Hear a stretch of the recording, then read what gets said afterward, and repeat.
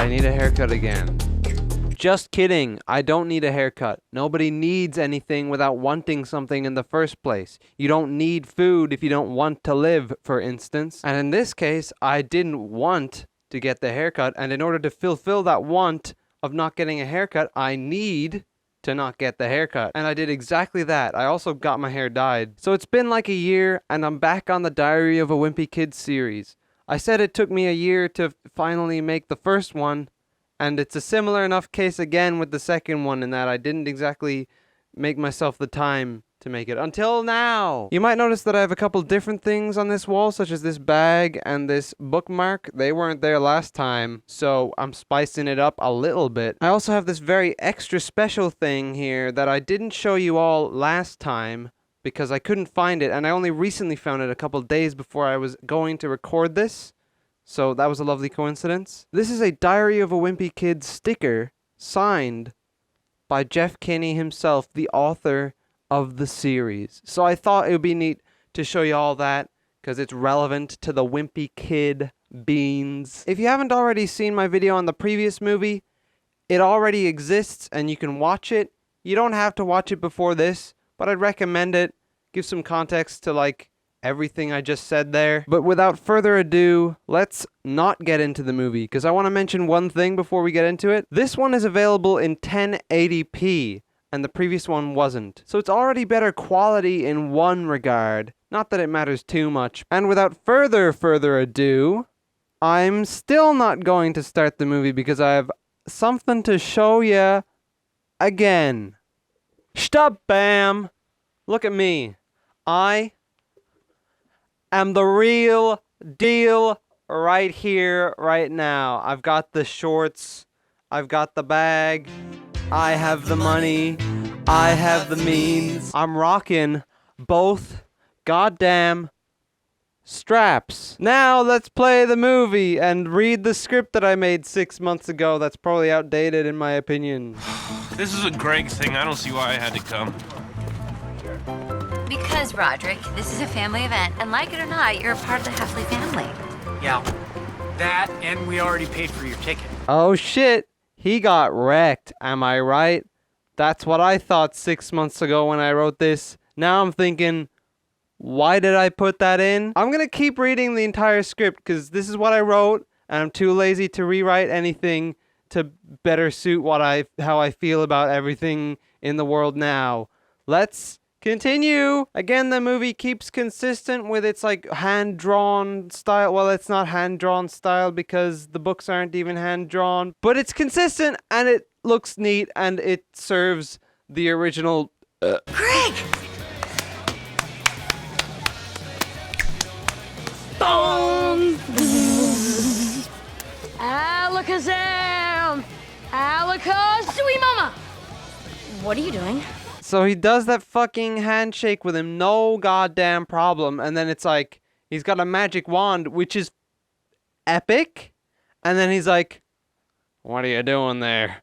I can't be seen with a guy with his magic wand. Yeesh. What are you doing? But yeah, again, you're just okay with being like, whoop-pow, how goodbye, yes, clap time. Wow, cool. I have it written down here that I actually like some of the gags in this opening sequence, and I think that still holds up today. I still agree with that, mostly. Yes, some good gags, some gags that I enjoy. Good job, guys. They drive a hybrid SUV, live on the north side of town, in a cul-de-sac near the park. What? I googled her. Suddenly, Chirag Gupta, the legend who tells the legend of the cheese touch in the first movie, suddenly he's a creep. I'm not a fan, but the plot's gotta go on. The things have to happen where he gets angry at him. Bruh. Hang on. Okay, so there's this guy with a bunch of strawberries and shit on the right. He comes up and he's like, look at these. And then she claps, and then now the guy on the right's gone, and they didn't even take anything from the guy on the right. Wow. Wow. Wow, how could you do that to a man like, man. At the time of me writing these notes, which I do like to write my notes on these funny boys right here, I said, I feel more like doing a reaction than a movie criticism funny video, because this opening scene is actually pretty funny. Sure, but also I can still make fun of it, so that's dumb. Fuck you, 6-month-old piece of paper. I was but a boy back then, okay, guys? Just keep that in mind, I think. I don't know. I think I wrote it like Christmas. So yeah, I was but a boy. Here! Rowley! Hang on! They use the same sound of Rowley going, whoa! They use it twice within seconds of each other with no other sounds of Rowley screaming in between them. Absolutely magical. Let me start by saying that having a brother is really overrated. These green screen shots here are still very jarring, especially considering that there's a noticeable difference in the contrasts between the backdrop with all the drawings and stuff and what they're green screening onto it. However, the green screen shots in this movie make me realize, oh, they improved on one little thing. And that's the sprigs. I think the sprigs are more noticeable. I call them sprigs because that's what they call them in the movie diary. The Bible itself for these movies, I guess. But from what I remember from the previous movie, I think they improved on those sprigs. That's all I'm saying. Manny has been telling on me ever since he was able to speak. Bobby did it. Greg! What? And Rodrick is the king of laziness. Except when it comes to torturing me. Alright, so evidently, this movie is about the two magician brothers in the Heffley family. And they magically use their magic to abuse Greg or something. Again, you don't know what I'm on about when I say all this magic stuff if you haven't seen my video on the first Wimpy Kid movie, so you might want to check that out. I'm just saying. I'm calling it. Ha ha ha. Mom bucks. Oh, hell yeah, buddy. Mom bucks. That is where it's at. That's the one thing that I really remember from this sort of stuff. And it's also the currency of the Wimpy Kid Club online thing. Honestly, I appreciate what this actor brings to Greg Heffley's mom.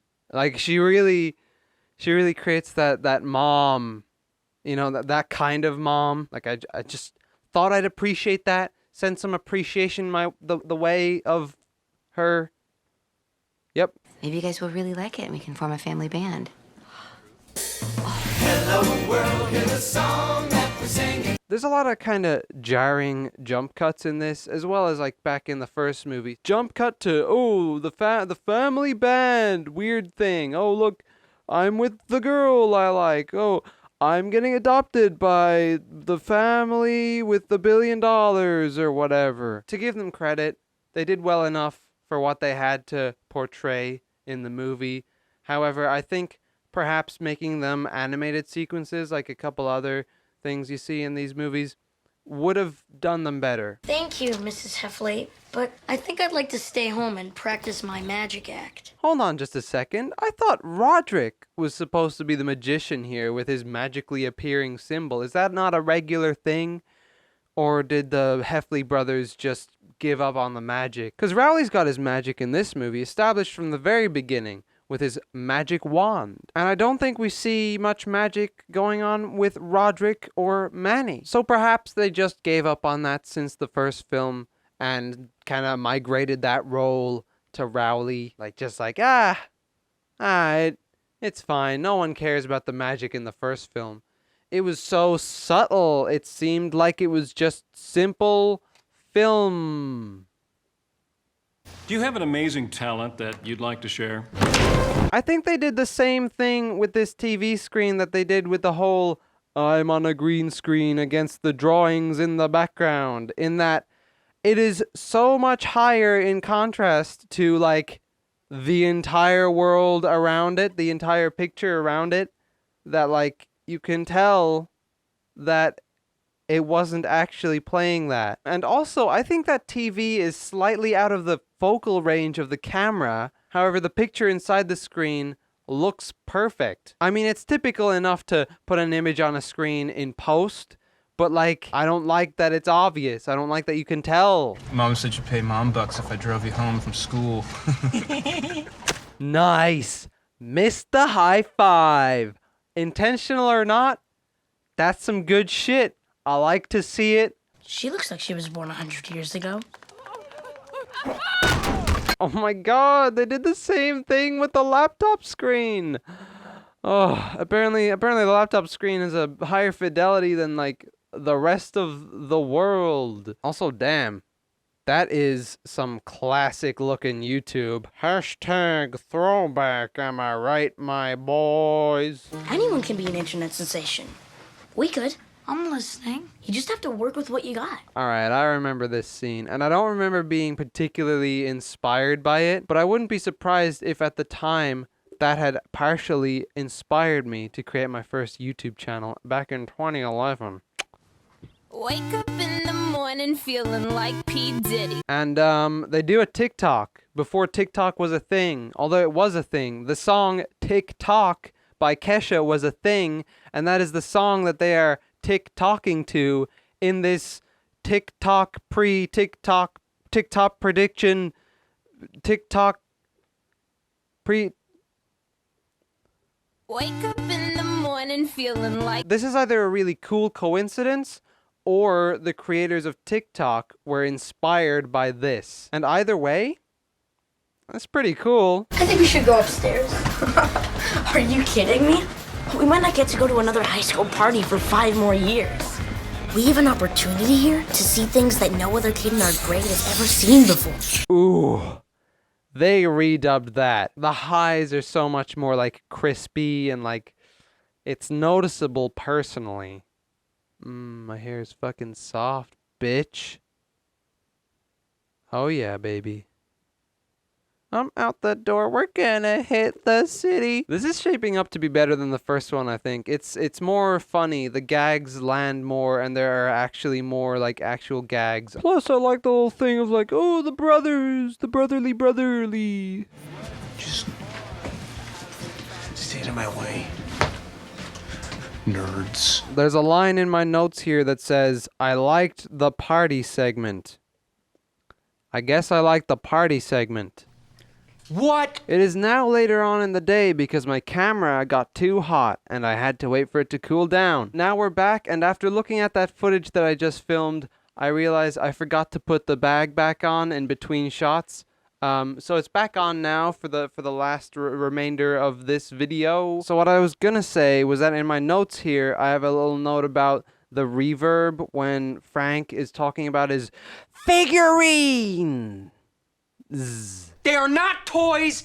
They're figurines. I specifically wrote down the words reverb land, implying that there's an unnecessary amount of reverb, and there isn't. He raises his voice, and obviously the reverb in the room will raise its volume, and the sound of it makes sense, and I don't know why I wanted to point it out in these notes. But I thought I'd point that out. It's very interesting how half of this video isn't me criticizing the movie at all, but it's me criticizing my criticisms from 6 months ago about the movie. But you understand?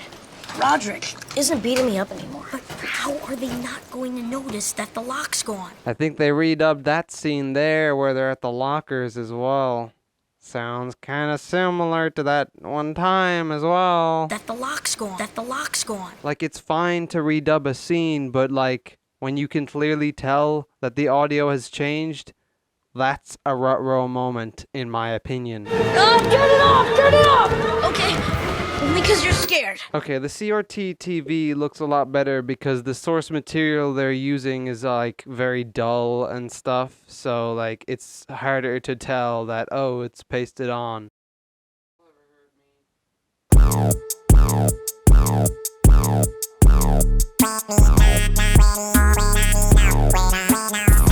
Your address has so many numbers. All right, Bill, I think we should... Whoa. Do I smell pot? The thing was, Rodrick had managed to get my dad to do all of his homework for the past 5 years. Which one's the space bar again? Oh, just let me do it, okay? This whole flashback scene has me wondering, is that the new actor for Rodrick? I don't think it is. I haven't seen an image of the new actor for quite some time, and I will be seeing the new actor when I finally watch that movie after I'm done with this trilogy. Do something that changes her opinion of you, like set a firecracker off in the classroom. Boom! Chicks dig bad boys. They dig bad boys, huh? Hang on, I gotta get something for this. It's conspiracy time. Kind of, I guess. You see, not only did they predict TikTok earlier in the movie, but they predicted TikTok memes, such as the bad boy meme. Remember a year ago when people on TikTok used the thing that went like, bad boy, or something like that. Wow. Fake vomit. You can't beat the classics. Doesn't even look real.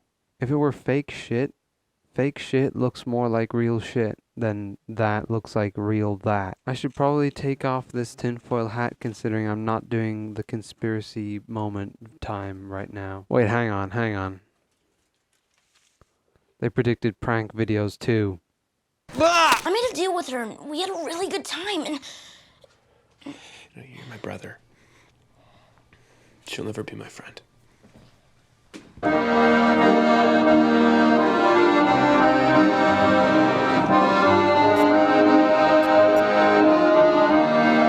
And here we have it, the every movie ever trope of like the two people who became friends in the movie kind of split up and don't be friends, and then they might get back together. I'm gonna bet 50 mom bucks that they get back together as kind of friends again. Looks like you guys made up. Looking back now, they've invented epic fails too. And that's it. That's the end of my notes for this movie. So I think I'm going to end the video there. Remember to check out my second channel, The Man Guy Fella Alt. There might be a video right here of me looking at my funny little comic of Diary of a Wimpy Kid with Rowley being like, I want Greg's shoes. And with that, peace, lasagna.